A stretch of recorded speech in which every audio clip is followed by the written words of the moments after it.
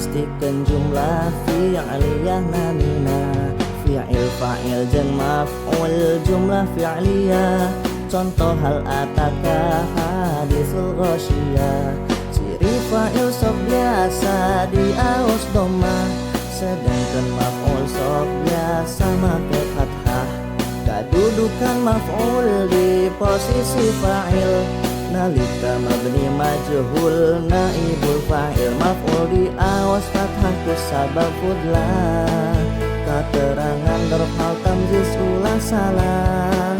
Maf'ul beh objek contoh nakhudil afa, maf'ul mutlakna seperti sofan sofa. Khosyata imlak contoh maf'ul li ajlih, sadayana fathah ulah salah pilih. Lailannya eta contoh dorof zaman, waro'akum eta contoh dorof makan. Hal contohna lafad hanifan musliman, contoh tamyiz eta sab'ina rajulan. Pek pilari contoh-contoh di Al-Quran, ulah males latihan ulah bosenan.